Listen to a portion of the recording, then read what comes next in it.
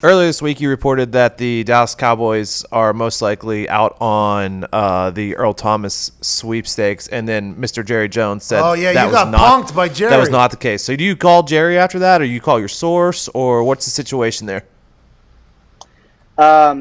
I believe my information very, very strongly. Woo! Very strongly, and nothing against Jerry Jones at all. I didn't say anything about him. He may have said something about me. I heard that on the radio, but that's okay. I mean, one of the things with, as you know, being an insider, Pat, is, when you put something out there, you have to be ready for it to come from all sides. He has been a free agent for 4 days. The Cowboys have not made an offer yet. Could Jerry Jones theoretically do anything he wants? I guess. My understanding, talking to literally everyone in this situation, was that they do not plan on making an offer.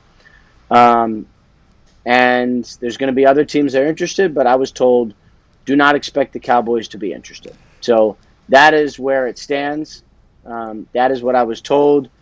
Jerry Jones also said later in the interview that Earl Thomas was not coming on right now. Not right now was what he said, which sort of supports what I said. So anyway, that was kind of strange. I didn't need to call anyone else because I believe my info. But my phone did blow up a little bit, I'll tell you that. Well, yeah, anytime you get a shout out from Jerry Jones, who does not get cramps when writing checks in his hands. You almost gave us your source there, by the way. You said from talking to, and then I thought we were going to get your exact source, and he said everybody that knows the situation, basically. So that means multiple. I would say multiple sources. Okay, so what are you hearing about Earl Thomas? And if you're talking to Earl Thomas's team, what are his expectations? Does he want to play somewhere? Is he trying to get signed somewhere? Is he trying to find the right scheme because Baltimore allegedly wasn't the scheme that he wants? Does he want a winning culture? Does he know he's going to take less money? Like, what is the entire mindset of Earl, you think? Yeah, I mean, clearly wants to be on a winning team, wants to be on a great organization, and he's been in two great organizations. I mean, Seattle and Baltimore, top notch. A familiar scheme would help to avoid some of the issues that he dealt with last year. The weird thing is the money is a weird thing, right? Because let's say he just got cut and he was guaranteed $10 million. No one's going to pay him more than $10 million. So that money's offset. So basically, someone would sign him for the minimum, and then Baltimore would pay the rest, the other $9 million, and that would be it. So it would be almost no negotiation. He would just make the minimum and sign somewhere great. We do not know if that money is guaranteed because Baltimore's contesting, he's filing a grievance, they're fighting. So, what actually is the salary? And the answer is, I have no idea. So that actually makes it really complicated, but we're not going to find out till probably next offseason.